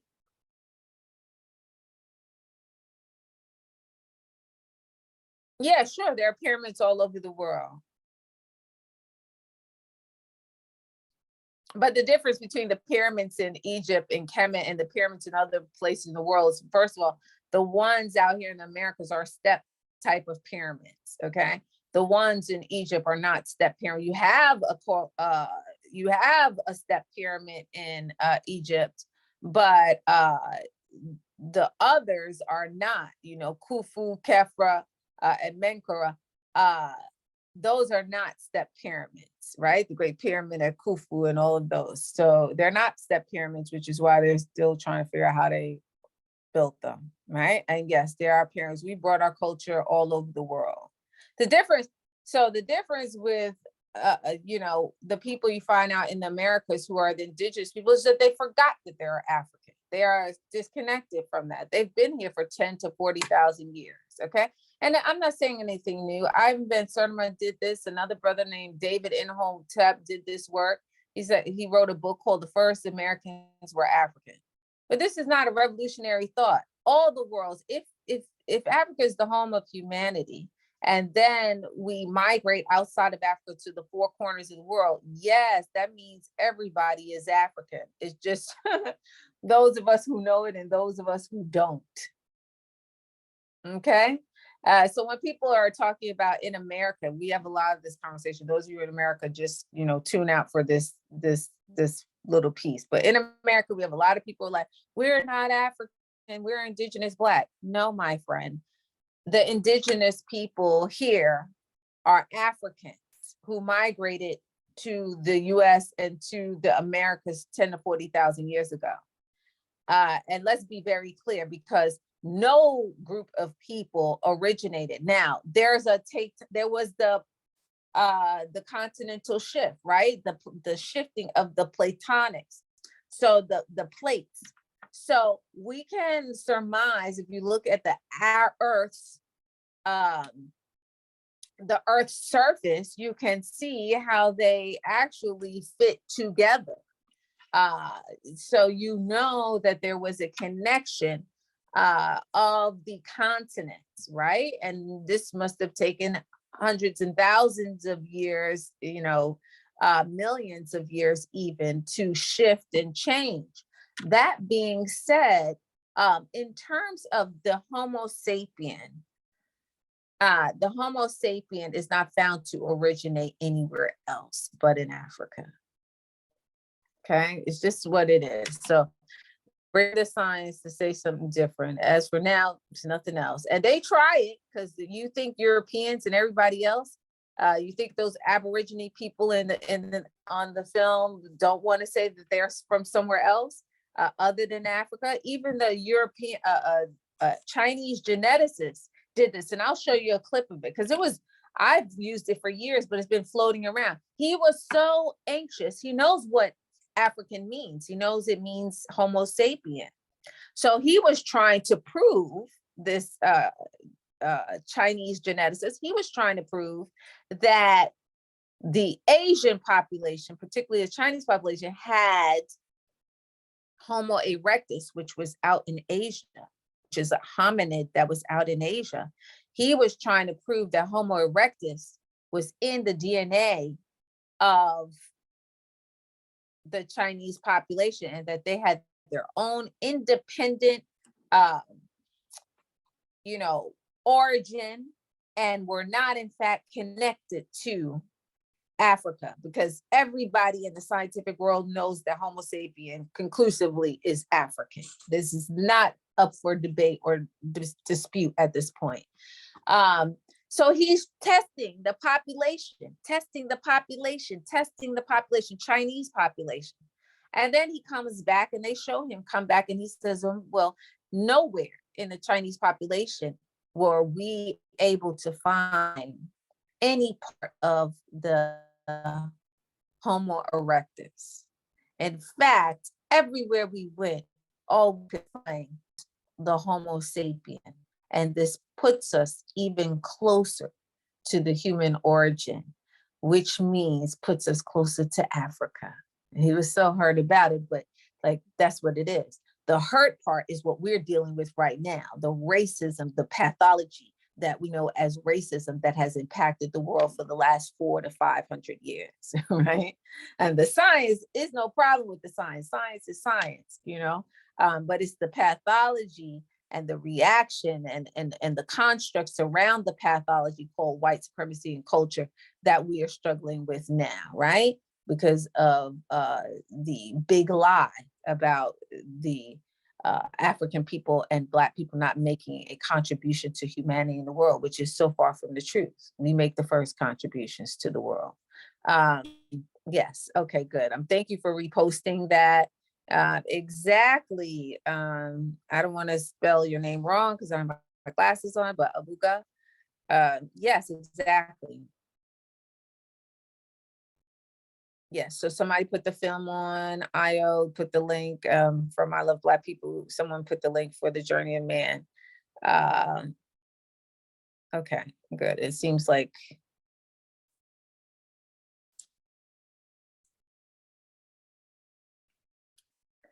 they gathered Africans into the West was to solve the problem. Exactly.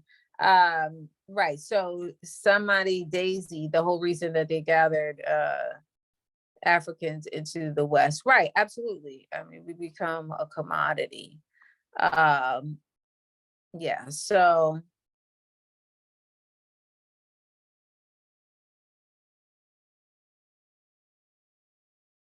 somebody asked me, Doctor, to be clear, do you mean the Europeans are not originally Homo sapiens, but got the gene of humanity from us? I mean, so we are the humans. African people are the humans. So let me just tell you that. So how the European comes about is, and the European too is predominantly Homo sapien. I think that this is why you see this film, Spencer Wells, right? Spencer Wells know that for him to be there, it is ode to Africa, meaning that so humanity is born in Africa, right? Spreads throughout Africa, then begins to migrate out of Africa. There's groups, there are a couple of different migrations out of Africa, but the group that migrates out and goes into Asia, Eurasia, Australia, all of that, then in Eurasia, right? Branch, the other branch goes in the direction of Europe. And we're still just talking about the Homo sapien, which is African. So there is a branch that goes off into Europe, populates Europe, and yes, that is African. Okay, their physical appearance has to do with their environment, the environment, right? And so they are there thousands of years, right? Which produces their appearance. So there are people in what is known Europe, called Europe, that are there prior to the last 7,000 or 8,000 years, right? But they are Black.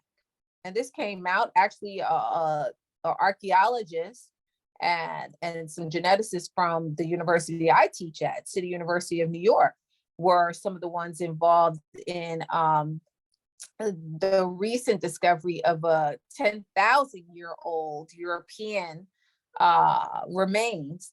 And they were able to test the DNA, and he had the markers that indicate that he had melanin. So 10,000 years ago, the people who inhabit what is today Europe were identifiably Black, right? Then you have about 7,000 or 8,000 years ago, this change, a genetic change as a result of their environment, their diet, all of that, that makes them identifiably white, okay? Lacking pronounced amounts of melanin. Let me just be very clear. Melanin, everybody has, right? Everybody has melanin, even if their ability to produce or manifest melanin is not obvious. And let me just say this, for those of you who are scientists on here, you know, our organs are melanated. Nothing in your body is white. If it is, then something is wrong. Our organs have color. That's melanin, right? Your liver, your kidneys, all our organs, our heart has color, okay? That being said, they're at the time they're emerging as white or lacking melanin. This is where you have the advent of what you would consider European, this group of people who are identifiably white. And by now they have constructed culture because they have been there. It is somewhere in that time that they have an encounter, right, with the Neanderthal. So to be clear, do you mean that Europeans are not originally Homo sapiens? They have Homo sapien origin. Yes, they are predominantly in their gene pool. So let me get into the specific DNA. So European population can have as high as 8% Neanderthal imprint. Okay, so the imprint of the European can be as high as 8% in that population, or as low as 1 or 2%, right? Because admixture is sex with procreation, right? Sex admixture, that's the scientific term. That being said, we know that admixture happened because actually even not long ago, they found the child of Homo sapien and Neanderthal admixture in Europe, right? So probably the first or some, very young offspring from a Homo sapien and a Neanderthal admixture encounter. So let me just say this. There are people in the European population who have no the Neanderthal DNA. That's very likely. And then there are some that have up as high as 8% DNA imprint, right? But the African has no Neanderthal imprint. And yeah, I'm gonna leave it at that. I was gonna say something else, okay? So it's just an encounter. Just think of it as that, an encounter that now put an imprint in their DNA. And this is why when Europeans talk about Neanderthal, they can say it's a human ancestor, but for the African, we can't say that because it's not a human ancestor. It's not responsible for the Homo sapien in any part or in any big or small way, is not responsible for anything going on in Africa. It is an animal that was in Europe and had an encounter with a human, a Homo sapien, and then the offspring stayed there. So they can have high as 8% DNA from a Neanderthal or as low as 1 or 0, not at all. Right? Whiteness comes as a result of their environment, thousands of years in that particular environment, right? So the European, what would end up being the European upon arrival is African, right? And then it undergoes, you can say, a transformation in that environment and an encounter that allows it to pick up a imprint that does not go back to Africa, right? So I think I'm hoping I'm saying that in very clear terms, and I hope that answers your question. Anyway, so yes, neocolonialism has really taken over. How we get over this? Well, neocolonialism, this is why in the context of this course, we get into qualifying everything, right? Meaning that we can't assume that because someone is in blackface or has black skin, right, that they're going to act in our best interest. Everybody here in the United States is up in arms about this murder of a young man named Tyree Nichols, right? Well, that gives you a perfect example what neocolonialism is all about, right? Racism in blackface, right? A blackface. Because listen, nobody who knows African people is unaware of the fact that we like the imagery and we buy into the imagery and meaning that and we buy into symbolism, and that's part of what I'm trying to orientate you out of.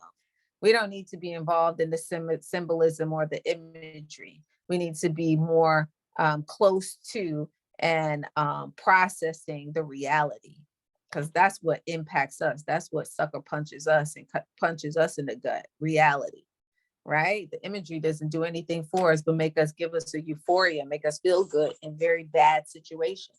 So that being said, neocolonialism is all over. And the way to address neocolonialism is to be able to weigh and measure results and weigh and measure who it benefits and qualify things. Not just get excited because the person or the people look like us, okay? We have to qualify, right? We need to get into the substance of things. So I'm already 15 minutes over.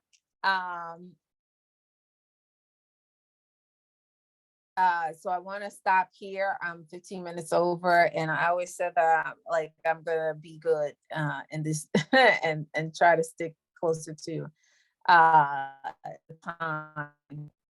Does the presence of race mixing mean that a large percentage of Blacks that they also have any other? Maybe, maybe not. Not a large. It can never be a large, because even in the European population, it could only be as high as about 8%. And so the other 92% of that person is Homo sapien, right? So then for the African population that encounters Europeans here in the Americas, it depends. It depends on whether or not that European person had any Neanderthal imprint in them at all, right?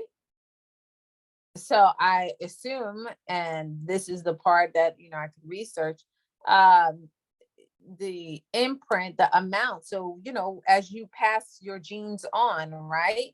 Certain things are passed on, certain things are not passed on, right? As you go further and further, because every human being has their, you know, their 2 parents and their 4 grandparents and their, you know, 8 great grandparents, all of that. So I'm assuming the numbers will become lower and lower and lower. However, let me just be very clear. Not every single European is going to have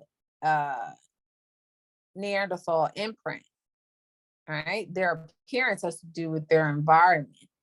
And as a result of their environment, they construct and create a very anti-human culture. So we don't want to be race baited into that. Like, their whiteness is not the problem.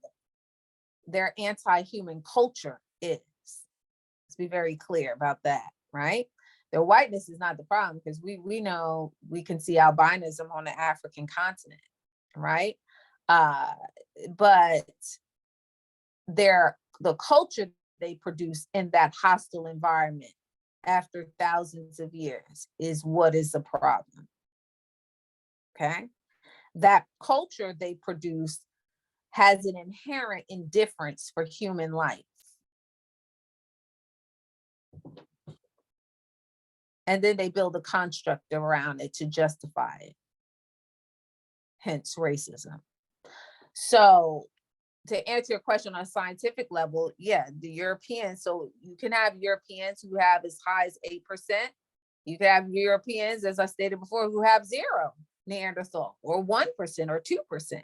And I would assume as time goes on, they keep passing their genes on, that number would decrease, right?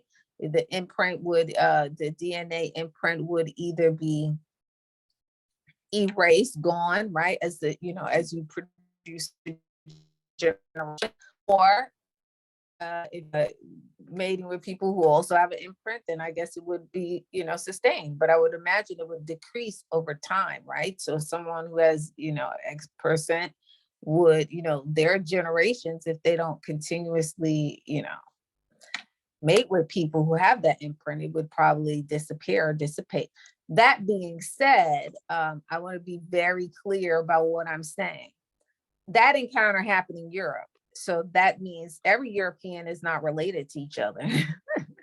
Just like every African person is not, you know, related in the same sense, especially when you're talking about an encounter that produces a scientific imprint. So you have a European encounter with the Neanderthal. Say the other person or people didn't have an encounter with the Neanderthal, right? So you can have a portion. So there's a portion of the European population that has Neanderthal imprint, but there's other segments of the European population that have none, right? So they can have as high as 8, as low as 0. Okay. And so, yes, if a Black person who has come to the Americas as a result of the transatlantic slave trade encounters a European person, a person who is European in origin, who has an imprint, then yes, their offspring would have some imprint if it's passed on, right? So, okay. I don't know about the reptilians. I've heard though. Good, you gave, didn't you work for us? Okay.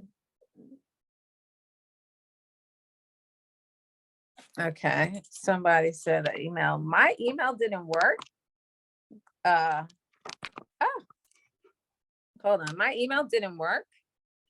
It's global Africa Press @gmail.com. It's all one word, Global Africa Press. And I was trying to take a picture of your, okay, sorry. Let me see, I'm gonna copy this, copy. All right, IO, Black, okay, all right, I will be in touch with you. Dr. What about reptilians? I have no answer for the reptilians. I'm not educated on it. I have to be honest as a researcher. I've heard, but I don't know anything about that. Thank you, Dr. Ray, for the lecture. You need to be proud of Africans and not look down at ourselves. That will give space to white supremacy. Exactly. Exactly, Peter. Hi, welcome back too. Thanks so much, Doc. No problem. Am I going to talk about African spirituality? Probably not too much. No, political. Sorry. Very helpful, informative. Thank you for being so. Thank you for tuning in, Chris. Hey, Serum.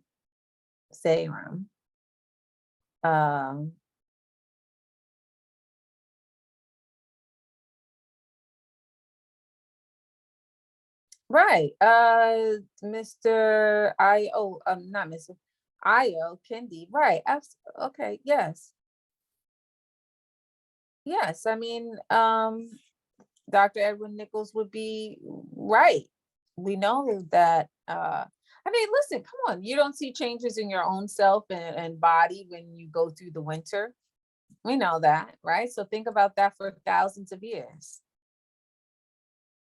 Right. Right. So the European appearance has a lot to do with their environment and their diet, right? Right. Environment, right? And also diet, because the diet for a cold climate person is going to be very different than the diet for a equatorial person, right? Cold climate people eat a lot of meat.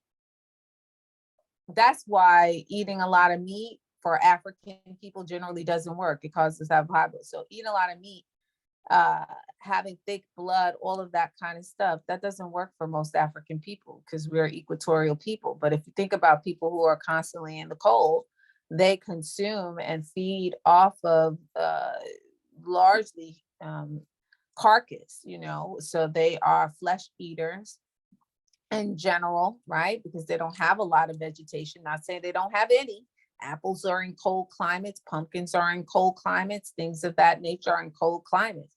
So I'm not saying they have no vegetation, but they have limited vegetation, right? That's why you can have something like the potato famine to a large extent, even though that was man-made, the potato famine, but you can have a whole crop for whatever reason go out and it can shift the whole population. It can change outcomes for the whole population. That being said, they don't have a lot of vegetation. Think of the winter here. So, their winter is more extensive. That being said, they are carcass eating cultures. They eat a lot of animal and animal byproducts, right? And for Africans, for us, not saying that we don't eat meat, we do, but the role it plays is very different. Okay.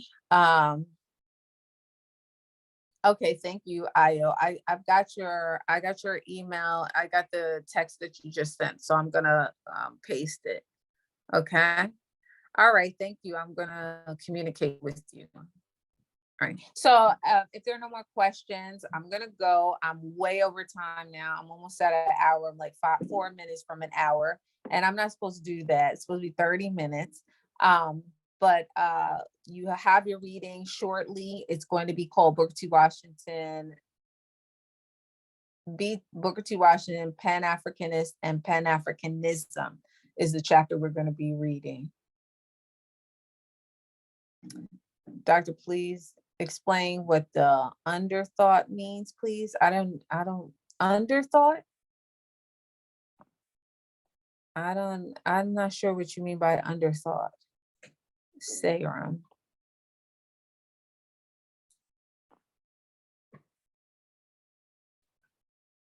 So, the email is not Global African Press, it's Global Africa Press at Gmail. GLOBALAFRICA, no N, PRESS at gmail.com. IO. Okay, Global Africa. Okay. All right, everyone. I don't know what you mean. I'm sorry. Maybe I said something that you didn't clearly hear. Underthought. I don't know what it means, but or what you mean by that. But okay, I don't see you. I mean, oh, okay. So So Sarah, let me just say this before. So you referred to Europeans having 8% of that. Right. So Europeans can have, as a result of that encounter between the Homo sapien in Europe and I do mean the Homo sapien in Europe, meaning African people walked out of Africa, and not in a negative way, but walked, migrated to other places, walked into Asia, walked into Asia, broke off, one went one way, one went the other way, went into Europe, and the population, the Homo sapien population that makes its way to Europe has an encounter with the Neanderthal, right? And that encounter is called an admixture. Admixture is a scientific term for sex.